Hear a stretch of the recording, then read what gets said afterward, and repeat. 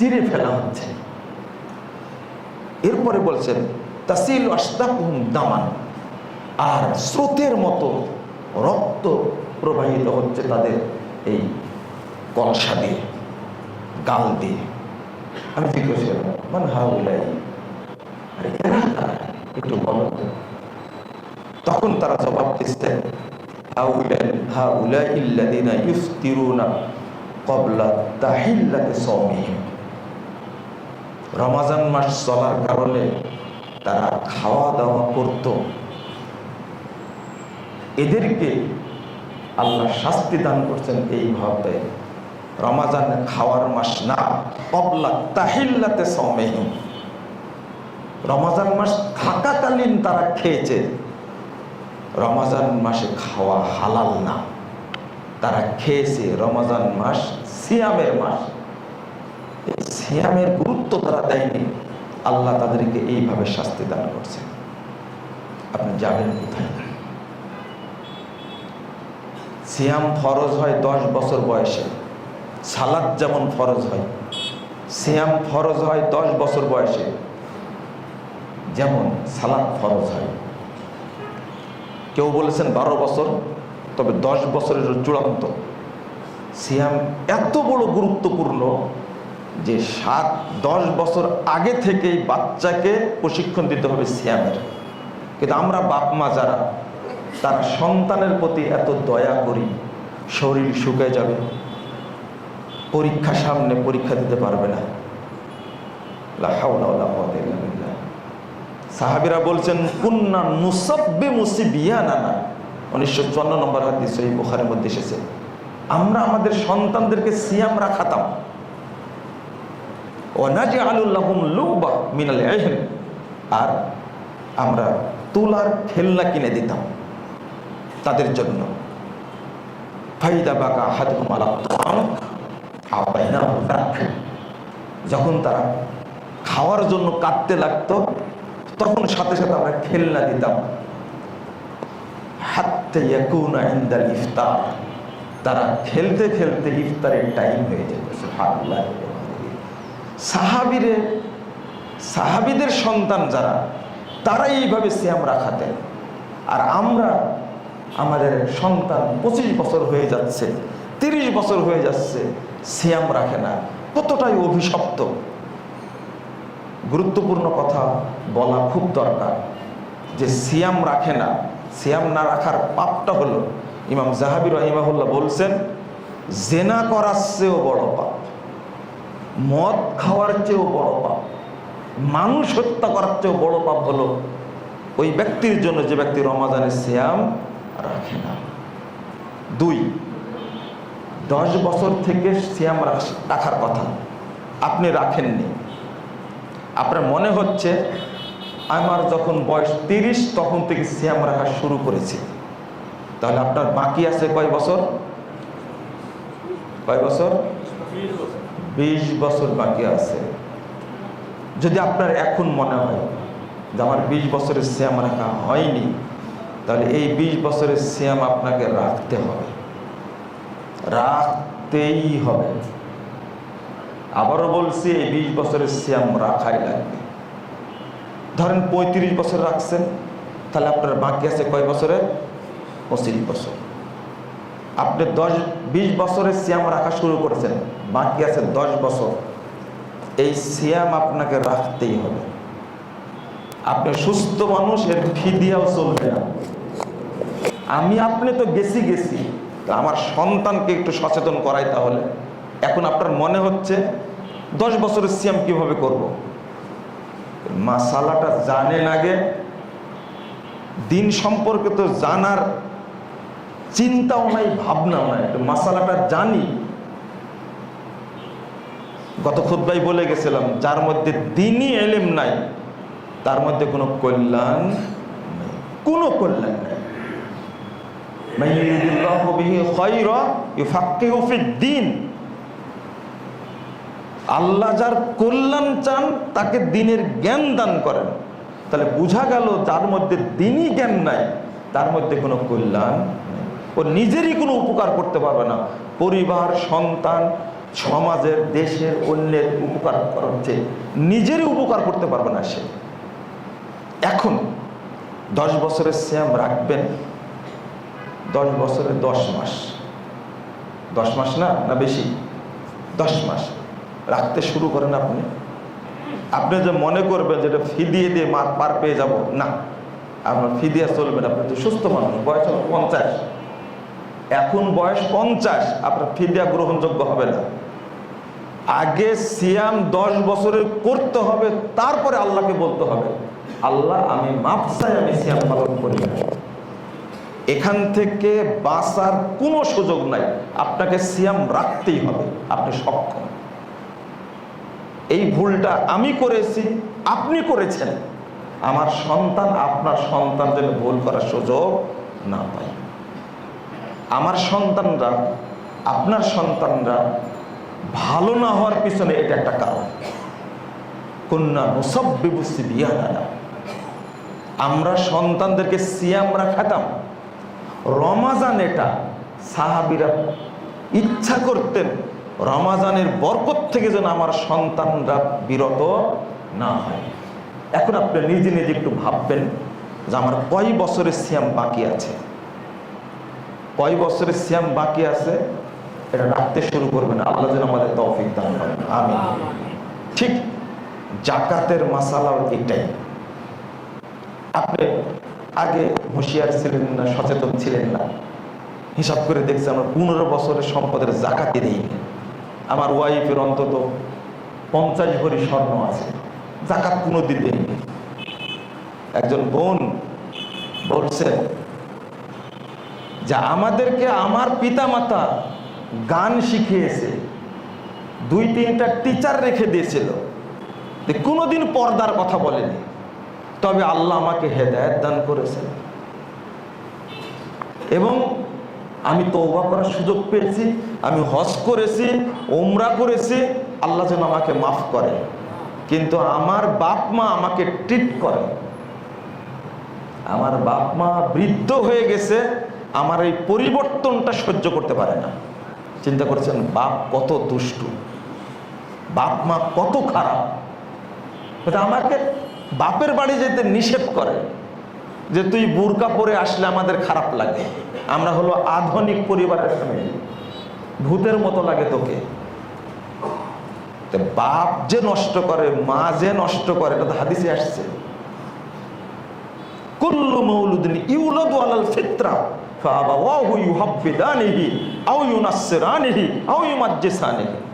রাসূল সাল্লাল্লাহু আলাইহি ওয়াসাল্লাম বলেছেন প্রত্যেক সন্তান মুসলিম হয়েই জন্মগ্রহণ করে, কিন্তু তার বাপ মা প্রতিপালন করতে গিয়ে তাকে হয় খ্রিস্টান বানায়, না হলে ইহুদি বানায়, না হলে অগ্নিপূজক বানায়। সরাসরি চাপটা কার উপরে গেল?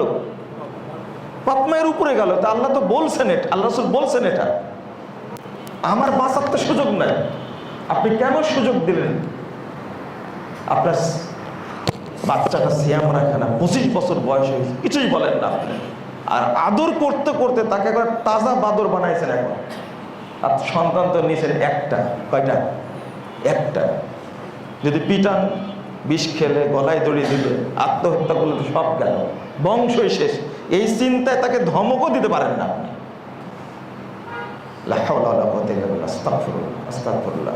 তাও খাওয়াইছেন কি? বাচ্চা মডার্ন মা তো বুকের দুধ দেয়নি। এখানে একটা মাসালা আছে, যে হাদিসটাকে বললাম না, যারা সিয়াম রাখে না তাদের শাস্তি কিভাবে দিচ্ছে জাহান্নামে, ওই হাদিসের পরের অংশটাকে হলো রাসূলুল্লাহ সাল্লাল্লাহু আলাইহি ওয়াসাল্লাম বলছেন যে আমাকে নিয়ে গেল, দেখলাম যে বহু মহিলা, সব উলঙ্গ মহিলা, নাউযুবিল্লাহ, তানহাসুল হায়াত, সাপ, জাহান্নামের বিশাল বিশাল সাপ সবল মেরে মেরে তাদের স্তন চুষছে। নাউযুবিল্লাহ, আস্তাগফিরুল্লাহ, আস্তাগফিরুল্লাহ। আমি জিজ্ঞেস করলাম, মান হাউলাই, এরা কারা, এদের কি অবস্থা? তো তারা বলছেন এরা আপনার উম্মতের মহিলারা, ইয়ামনানা আওলাদাহুন্না আলবানাহুন্না, এরা তাদের সন্তানদেরকে বুকের দুধ দেয়নি, বুকের দুধ দেয়নি। এরা বুকের দুধটা রেখে দিয়েছিল, খাওয়াইছে কি স্তন শুকে যাবে, স্তন ঝুলে যাবে, নানান চিন্তায় লাবণ্য নষ্ট হয়ে যাবে, বাচ্চাকে দুধ দেয়নি।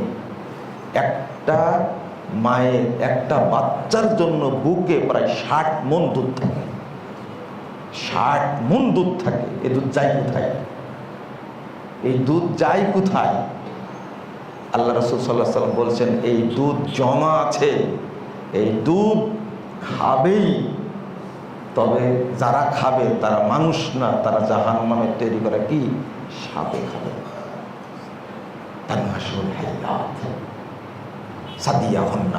তাদের দুধ সবল মেরে মেরে খাচ্ছে, লুটুপুটু করে খাওয়া, বুঝেন তো ভাষাটা এইরকম। রাসূল সাল্লাল্লাহু আলাইহি ওয়াসাল্লাম যে এরা কারা?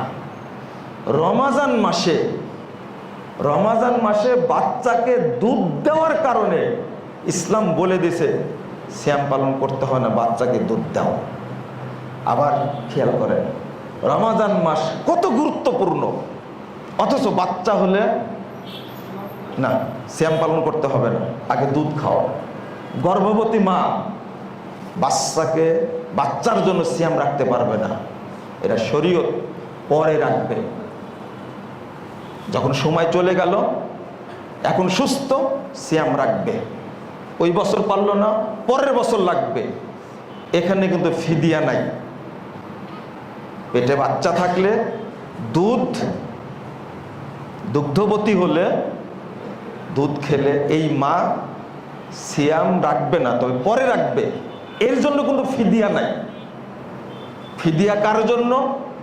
যে ব্যক্তি আর কখনো সিয়াম রাখতে পারবে না, যে ব্যক্তি আর কখনো সিয়াম রাখতে পারবে না, ডাক্তার বলে দিয়েছে চিররোগী, অতি বৃদ্ধ মানুষ, তাকে কি করতে হবে? ফিদিয়া দিতে হবে। ফিদিয়া দিবে 1.5 কেজি চাউল, প্রতি সিয়ামে দিবে কয় কেজি চাউল? 1.5 কেজি চাউল।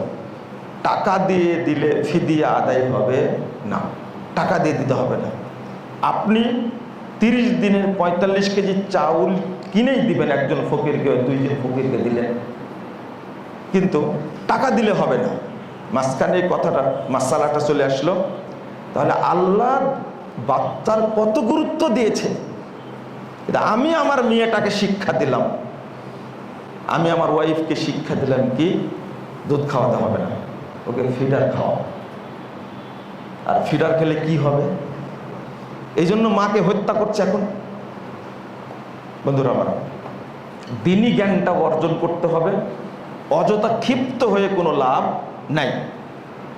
অনেকেই বলছেন যে কেন যে জাকাতের ব্যাপারে মানুষ এত চাপ দিচ্ছে বক্তব্য দেওয়ার ব্যাপারে, যেটা জাকাত সম্পর্কে কথা বলবেন, সেটা আসলে জানি না।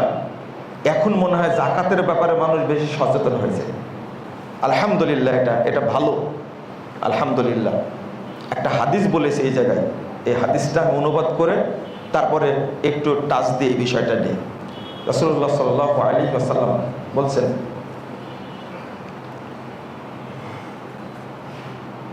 লাইসা সিয়াম মিনাল লাগাবে মিনাল আকলি ওয়াশ শুরবে। সিয়াম বলতে না খেয়ে থাকা, পান না করা, এটা সিয়াম নাই। ইন্নামা সিয়াম মিনাল লাগাবে ওয়ার রাফাস। সিয়াম হলো খারাপ কাজ থেকে, নোংরা কাজ থেকে বিরত থাকার নাম। একজন মানুষ না খেয়ে থাকছে, কিন্তু মনে করছে আমি সিয়াম রাখছি, কিন্তু তার মাধ্যমে যত খারাপ কাজ, নোংরা কাজ সবই হচ্ছে। তাহলে এই ব্যক্তি শুধু না খেয়েই থাকছে, এই সিয়ামের কোনো দাম নাই। যেমন সিয়ামের সাথে, এই সিয়াম পালনের সাথে সাথে কয়েকটা জিনিস সম্পৃক্ত। তার মধ্যে এক নম্বর হলো দীর্ঘ সময় নিয়ে তারাবির সালাত আদায় করা। আমি এটা 1 নম্বরে বললাম, কিন্তু 1 নম্বরে হবে সাধ্য অনুযায়ী সাদাকা দেওয়া। জাকাত রমাজান মাসেই এটা ফাইনালি শেষ করা, রমাজান মাসেই 1 নম্বর। 2 নম্বর, তারাবির সালাত আদায় করা দীর্ঘ সময় নেই। 3 নম্বর, কোরআন তেলাওয়াত করা। 4 নম্বর, অপরকে ইফতার করানো, সাহারি করানো। 5 নম্বরটা হলো দিনী কাজের সাথে সম্পৃক্ত থাকা। আর না বলি, এই 5টাই থাক। প্রথম কথা হলো যে আমরা সিয়াম রাখছি, কিন্তু জাকাতের ক্ষেত্রে আমরা কিন্তু গরিবের হক মারছি। আল্লাহ রাব্বুল আলামিন বলে দিয়েছেন, ওয়াফি আমওয়ালিহিম হাক্কুল লিসাইলি ওয়াল মাহরুম। তাদের সম্পদে দরিদ্র অসহায় মানুষদের জন্য হক আছে, এই হকটা আমরা আদায় করি না। আমরা এই জায়গায় যেন ধরা না খেয়ে যাই। আমি সিয়াম পালন করলাম একদিকে, আর একদিকে আমার সম্পদের যে জাকাতটা ঠিক মতো দিলাম না। জাকাতের ব্যাপারে একটা ছোট্ট হাদিস আপনাদের বলতে হয়। জাকাতের শাস্তিটা সম্পূর্ণ আলাদা, অন্য অন্য সমস্ত শাস্তির চেয়ে আলাদা। কেমন? আপনি সিয়াম পালন করেছেন, জাকাত না দেওয়ার কারণে কিন্তু আপনার সিয়ামটা বাতিল হবে না। আবার আপনি সালাত আদায় করেছেন, জাকাত দেননি, এই কারণে আপনার সালাতটা বাতিল হবে না। তাহলে কি হবে? কিয়ামতের মাঠে আগে জাকাত না দেওয়ার শাস্তিটা আল্লাহ দিয়ে দিবেন। এরপরে বলছেন ইম্মা ফিল জান্নাহ ওয়া ইম্মা ফিন নার। এরপরে ফয়সালা হবে, তার যদি আমল থাকে জান্নাতে যাবে, আর আমল যদি না থাকে কোথায় যাবে? জাহান্নামে যাবে। আচ্ছা, এই শাস্তি কিয়ামতের মাঠে কেন? গরুর জাকাত ফরজ হয়েছে, দেননি, গরু দিয়ে আপনাকে শাস্তি দিবেন। স্বর্ণের জাকাত ফরজ হয়েছে, আপনাকে এই স্বর্ণ দিয়ে আগে শাস্তি দিবেন কিয়ামতের মাঠে। স্বর্ণটাকে সাপে রূপান্তরিত করবেন, আল্লাহ কিয়ামতের মাঠে শাস্তিটা দেওয়ার ব্যবস্থা করবেন। বকরির জাকাত ফরজে দেননি, বকরির মাধ্যমেই আল্লাহ আপনাকে কিয়ামতের মাঠে শাস্তি ব্যবস্থা করবেন। যখন শাস্তি শেষ হয়ে যাবে, ইম্মা ফিল জান্নাহ ওয়া ইম্মা ফিন নার। এরপরে ফয়সালা, যদি শতামল থাকে জান্নাতে যাবে, আর না থাকলে কোথায় যাবে? জাহান্নামে যাবে। এইটা হলো জাকাতের স্পেশাল শাস্তি। আপনি জেনা করেছেন, এই শাস্তি কিন্তু জাহান্নামে হবে। আপনি মদ খেয়েছেন, এই শাস্তি কিন্তু জাহান্নামেই হবে। আপনি সালাত পড়েননি, শাস্তি কিন্তু জাহান্নামেই হবে। কিন্তু জাকাতের ব্যাপারে শাস্তি আগে কিয়ামতের মাঠে হবে। কেন এটা? কি কারণে এটা? ইসলামের তৃতীয় রুকুন হলো কি? জাকাত। তৃতীয় রুকুন হলো জাকাত। 2, আর একটা বিষয়, আপনি সালাত আদায় করে কয় ভাগ নেকি পান? সিয়াম পালন করে কয় ভাগ নেকি পান?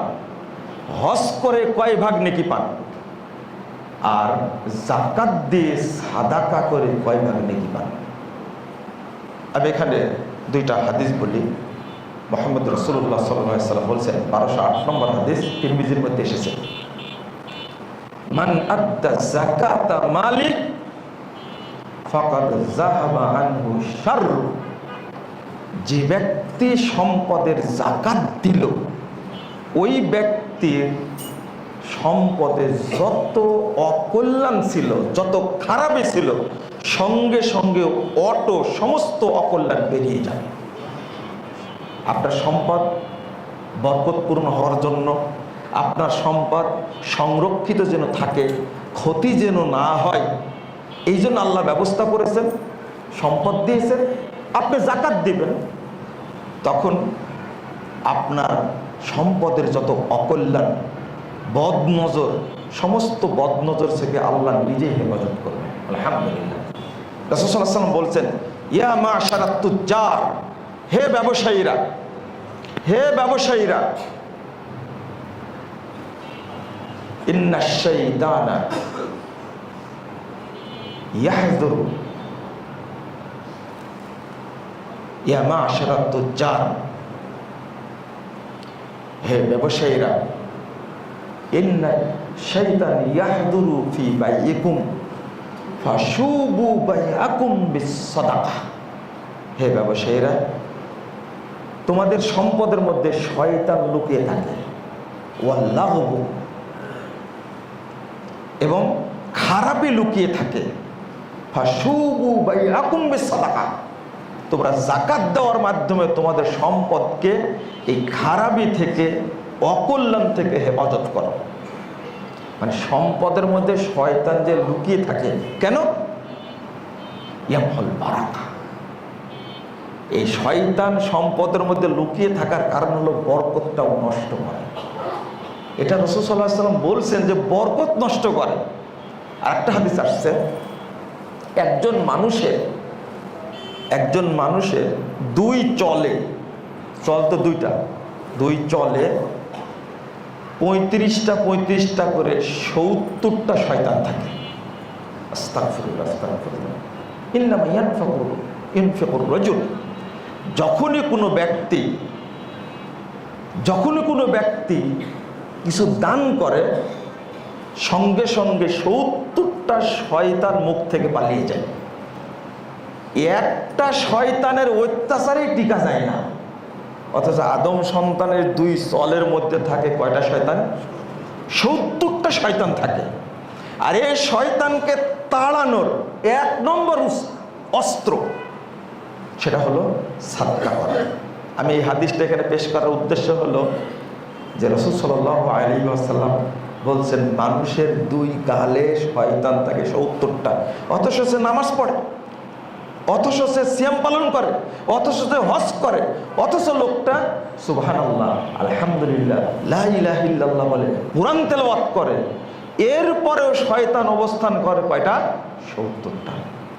একে তাড়ানোর ব্যবস্থা হলো যখনই ইন্নামার রাজুল ইউনফিকু, যখনই সাদাকা করে, যাহাবা মিন লাহইহি, সাথে সাথে তার দুই গাল থেকে পালিয়ে যায়।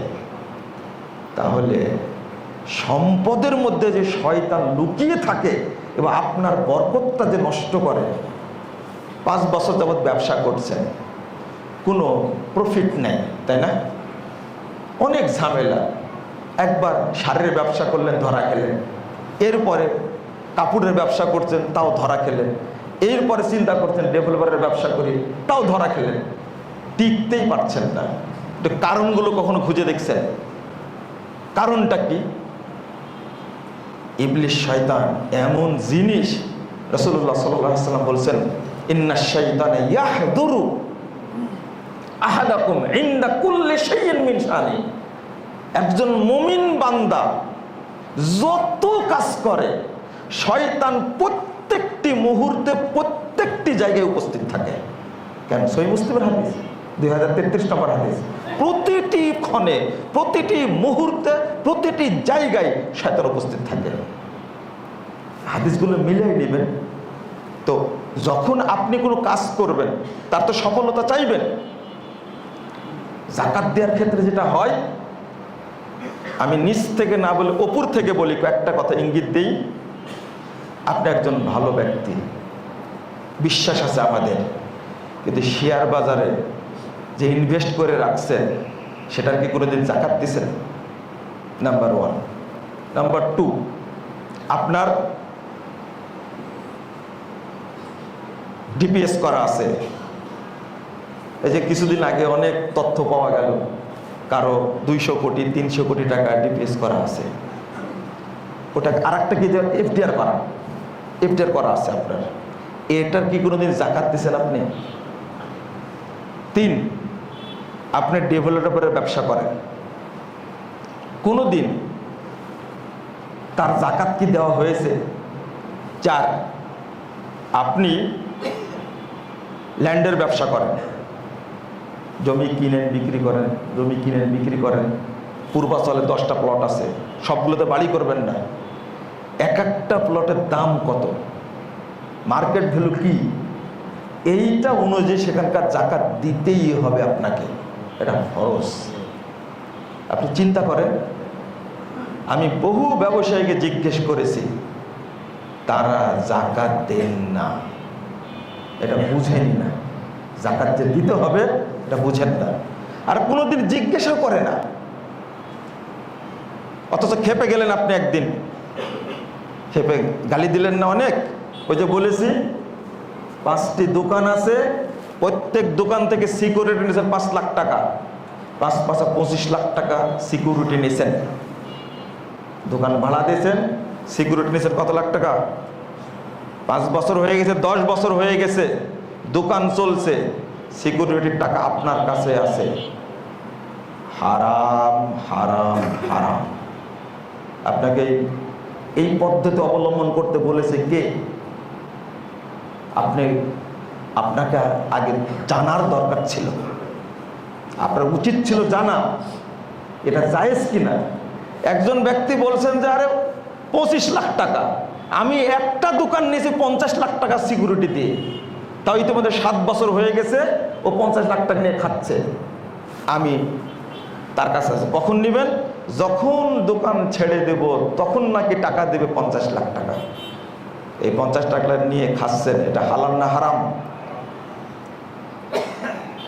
কখন জায়েজ হবে? নেন আপনি 50 লাখ টাকা, কিন্তু প্রতি মাসে ভাড়া কেটে যাবে, এটা জায়েজ। আপনি এই মাসালা বলা মাত্র আপনি খেপে গেলেন, যেটা বলেননি কেন? বলেছি, আপনার কানে যায়নি। ঠিক জাকাতের ক্ষেত্রে যখন এই কথাগুলো বলতে যাব, তখন লাগবে কি? শেয়ার বাজারে জাকাত দিতে হবে, জাকাত দেওয়া লাগবে না? ব্যবসায়ী সম্পদের জাকাত নাই। আর কিছু হুজুর বের হয়েছে এখন, মানে ব্যবহৃত গহনার জাকাত লাগবে না বলছে না। জাকাতকে, ইসলামী অর্থনীতিকে ইহুদিরা এমন ভাবে ধ্বংস করেছে, যেমন এবাদত ধ্বংস করেছে বেদাত দিয়ে, জাল হাদিস দিয়ে, ঠিক ইসলামী অর্থনীতিকে ধ্বংস করেছে। এক শ্রেণীর লোক ইহুদিদের মতো গবেষণা করে একবারে অর্থনীতিকে শুয়ে ফেলেছে একবারে। কেন? জাকাতের ব্যবসায়ী মালে কোনো জাকাত নাই। রাসূলুল্লাহ সাল্লাল্লাহু আলাইহি ওয়াসাল্লাম আরুজ বললেন, হাদিসটা চোখে পড়ে না? আর ব্যবসায় মানে জাকাত হিসাবটা আলাদা, সমুদয় সম্পদ হিসাব করে, প্রফিট হিসাব করে প্রতি বছর জাকাত দিতে হবে। প্রতি বছর ব্যবসায়ীরা জাকাত দেয় না। 10 লাখ টাকা জাকাত দিল, দিয়ে শেষ করে দেবে, এই জাকাত আদায় হবে না, কোনোদিনই আদায় হবে না, প্রশ্নই আসে। একদিকে ফতোয়া দিচ্ছে ব্যবসায়ী মালে জাকাত নাই, আরেকদিকে ফতোয়া দিচ্ছে ব্যবহৃত অলংকারে জাকাত নাই, আরেকদিকে ফতোয়া দিচ্ছে ফিতরা দিতে হবে। কতটুকু? ওই ব্যক্তির উপরে ফিতরা ফরজ যে ব্যক্তি, ভরি কত এখন? স্বর্ণের ভরি কত আছে? 2 লাখ কত জানি, তাই না? 7.5 ভরি স্বর্ণের মালিক হবে এই ব্যক্তির ওপরেই ফিতরা ফরজ হবে। যাদের কাছে 7.5 ভরি পরিমাণ টাকা নাই, স্বর্ণ নাই, তাদের উপরে ফিতরা ওয়াজিব না। অথচ ফিতরা ফরজ ফকিরের উপরে। যার বাড়িতে এক সন্ধ্যার খাবার আছে তাকেও ফিতরা দিতে হবে। রাসূলুল্লাহ সাল্লাল্লাহু আলাইহি ওয়াসাল্লাম বলছেন এটা ফরজ, অথচ করে নিয়েছি কি? বলেন, 7.5 ভরি স্বর্ণ কয়জনের আছে? কার আছে? ফিতরা নাই। আরেকটা ফতোয়া দিয়েছে, লা ইয়াস্তামিউ আলাল মুসলিমিন আলা মুসলিমিন খারাজুন আশরুন। যে জমিতে ট্যাক্স দেওয়া লাগে সেই জমির ফসলের ওষুধ দেওয়া লাগে না। কত বড় হারাম কথা, মিথ্যা কথা, জাল হাদিস প্রচার করে গোটা দেশে হাজার হাজার মন গম হয়, ধান হয়, তারা জাকাত দেয় না। কারণ ঠুনকো অজুহাত যে আমি ট্যাক্স দিই, এই জমির ফসলের জাকাত লাগবে না। আপনি ভাবতে পারেন? আর একটা কত সুন্দর ফতোয়া, রমাজানে জাকাত ফরজ হবে, আমার কাছে টাকা আছে 10 লাখ, আমি এখান থেকে 5 লাখ টাকা আমার ওয়াইফকে হাদিয়া দিয়ে দিলাম, হেবা করে দিলাম। আমার ওয়াইফের জাকাত ফরজ হবে আগামী জানুয়ারিতে গেলে আমার ওয়াইফ আমাকে তখন 10 লাখ টাকা হাদিয়া দিয়ে দিল, তার থাকলো 5 লাখ, জাকাত নাই? ইসলামী অর্থনীতি, সরি আমি দুঃখ প্রকাশ করছি, শুধু জাকাতের উপরেই আলোচনা করলে ভালো হতো, আপনারা শুনতেও চান অনেকেই। আমি মাঝখানে রমাজান দিয়ে শুরু করার কারণে আমি পূর্ণ করতে পারলাম না, দুঃখিত। তবে অন্য আলোচনা আছে, এইভাবে ভাগ ভাগ করে আপনারা শুনে নেবেন। যে ব্যক্তি জাকাত দেয় না, অস্বীকার করে, সে ব্যক্তি মুসলিম না, সে কাফের। আর আল্লাহ আপনার কাছে সম্পদ চান না, কি চান? মনটা চান, মন চান যে তার মনে কি আছে আগে দেখে নি। শেষ অংশে যেটা বলবো, বহু মানুষ দরিদ্র অসহায় আছে। আপনারা ঢাকায় থাকেন, আলহামদুলিল্লাহ, ঢাকায় ব্যবসা করেন, আলহামদুলিল্লাহ, ভালো। কিন্তু আপনি গ্রামের দিকে একটু খোঁজ নেবেন, কারা অসহায় ব্যক্তি আছেন। এই অংশটাকে বলেই শেষ করব যে আমরা যেন অবশ্যই দরিদ্র ব্যক্তিদের উপরে খেয়াল রাখি, কারণ কাল কিয়ামতের মাঠে দরিদ্র ব্যক্তির পক্ষে পীড়িত, অসহায়, ইতিম, মিসকিন, বিধবা, এদের পক্ষে আল্লাহ নিজেই বাদী হবেন। আল্লাহ বলবেন, ইয়া ইবনে আদম ইন্নী মারিস্তু ফালাম তাউদনি, আমি অসুস্থ ছিলাম, তুমি আমাকে সেবা করনি, আমার একটু শুশ্রূষা করনি। ওই ব্যক্তি বলবে, কাইফা আউদু ওয়া আনতা রাব্বুল আলামিন, আপনাকে সেবা করবে কি করে? আপনি তো জগৎ সমূহের প্রতিপালক। দেখেন, আল্লাহ নিজেই বাদী হচ্ছেন। তিনি বলছেন, অমুক বান্দা আমার অসুস্থ ছিল, তুমি যদি তার সেবা করতে, আজকে আমাকে তার পাশে, তোমার পাশে পেতে করনি। আর একজন ব্যক্তি ধরা খেয়ে যাবে। রাসূল সাল্লাল্লাহু আলাইহি ওয়াসাল্লাম বলছেন, আল্লাহ বলবেন, ইয়া ইবনে আদম ইসতামতাতুক, তোমার কাছে যেটা খাবার চেয়েছিলাম আমি, ফালাম তো এমনি তুমি খাবার দেওনি। কাউকে বলবেন ইস্তাসকাইতুক, বান্দা আমি তোমার কাছে একটু পানি চেয়েছিলাম, তুমি পানি দেওনি। আপনারা জানেন, হিসাব করে দেখেন, কত মানুষকে চাইতে পারে না, রমাজানে সিয়াম রাখছে, একটু ভাতটা পর্যন্ত খেতে পারছেন না। অনেক মানুষ আছে, ইফতার করবে। আপনি আমি খেজুর দিয়ে ইফতার করি, কিন্তু খেজুরের টাকা ওজন, 1 কেজি খেজুরের দাম কত? 300-400 টাকা।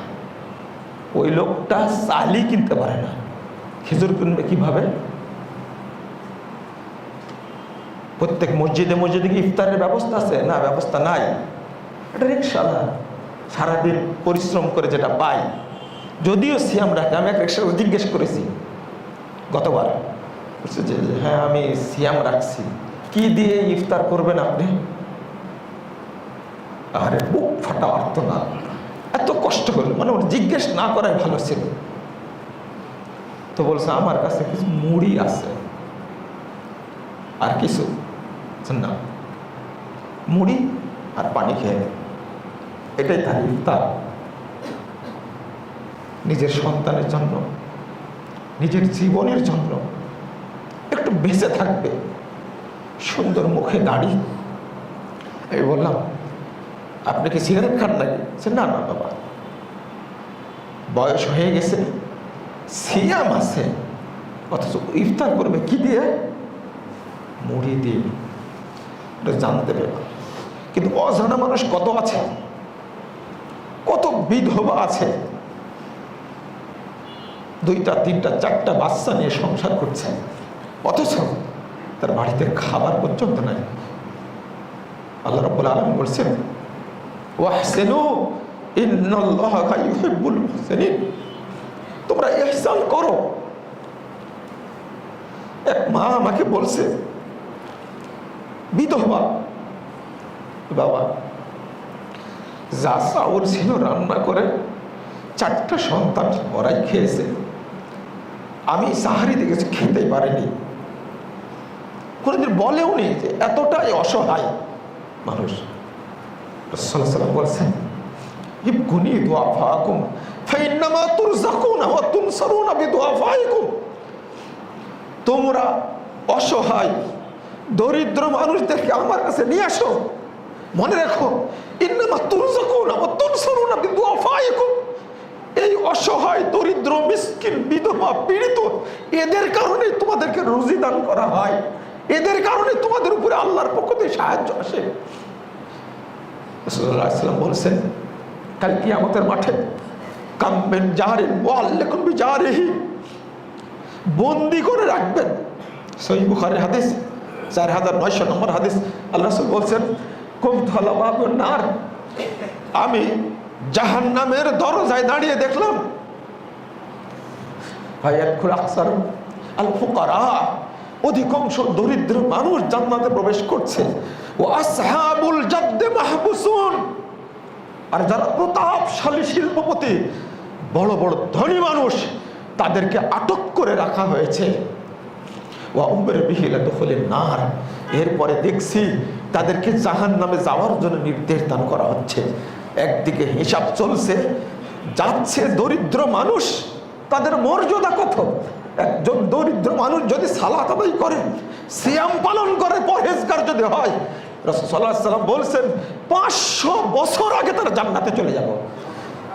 আল্লাহ রাসূল দোয়া করছেন, আল্লাহুম্মা আহইল মিসকিনান ওয়া আমিতনি মিসকিনান ওয়াহশুরনি ইয়াওমাল কিয়ামা ফি যুমরাতিল মাসাকিন। আল্লাহ, তুমি আমাকে মিসকিন অবস্থায় জীবিত রাখো, তুমি আমাকে মিসকিন অবস্থায় মৃত্যু দান করো, কাল কিয়ামতের মাঠে মিসকিনদের দলে তুমি আমাকে শরীক করো, একত্রিত করো। আয়েশা রাদিয়াল্লাহু আনহা জিজ্ঞেস করছেন, লিমাযা তাকুল হাকাযা ইয়া রাসূলুল্লাহ, আল্লাহ রাসূল আপনি এইভাবে কেন আল্লাহর কাছে দোয়া করেন? রাসূল সাল্লাল্লাহু আলাইহি ওয়াসাল্লাম বলছেন, ইয়াদখুল ফুকারা ফিল জান্নাহ ক্বাবলা আগনিয়াহিম।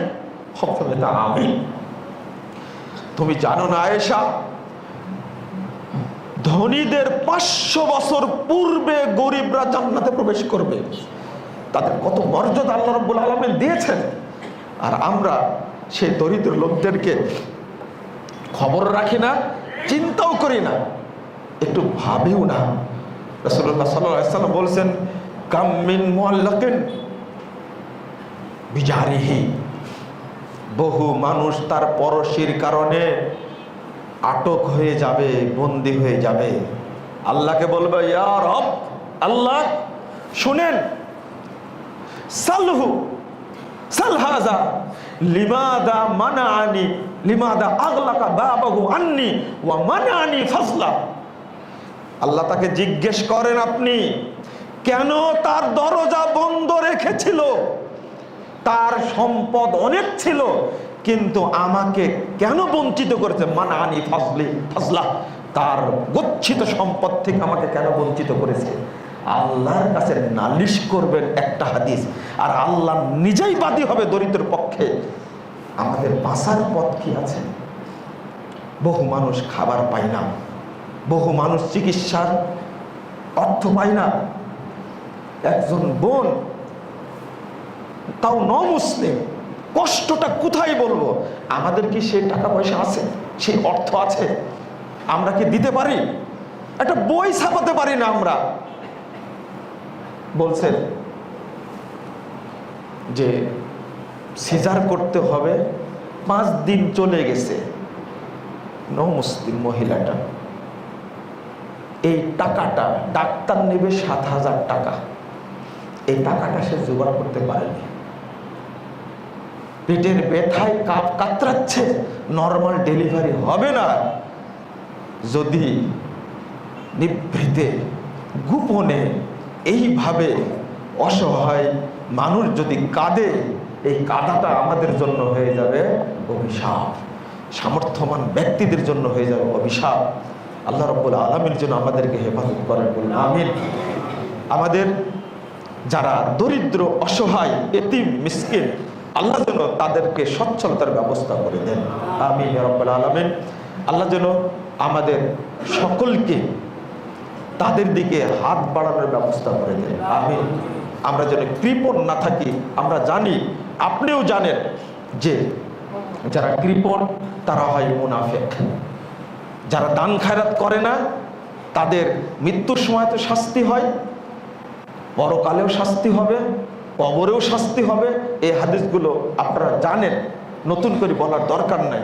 অতএব আমি আপনাদের প্রতি অনুরোধ জানাবো যে আপনার আমার পড়োশী যারা আছে তারা যেন সুন্দরভাবে সিয়ামটা পালন করতে পারে, তারা যেন ভালোভাবে এই রমাদান মাসটা পার করতে পারে, তাদেরকে সহযোগিতা করবেন। পাশাপাশি এতিম যদি থাকে, বিধবা থাকে, সারা বছর চাইবেন আমি তাদেরকে, এই পরিবারটাকে সহযোগিতা করি। আল্লাহ রাব্বুল আলামিন যেন আমাদের মন খুলে দেন, আল্লাহ যেন আমাদের উপরে বারাকা নাজিল করেন, আল্লাহ রাব্বুল আলামিন যেন আমাদের উপরে রহমত নাজিল করেন, রব্বুল আলামিন যেন আমাদেরকে জান্নাতুল ফেরদাউসের মেহমান হিসাবে কবুল করে নেন। আল্লাহ যেন আমাদের পরিবারের সকল সদস্যকে দিনদার, মুখলেস এবং খালেস বান্দা হিসাবে কবুল করে নেন। আমাদের পরিবারগুলো যেন জান্নাতি পরিবার হন। আল্লাহ তুমি কবুল করে নাও। আমিন। বারাকাল্লাহু ফিকুম ওয়া জাযাকুমুল্লাহু খাইরান।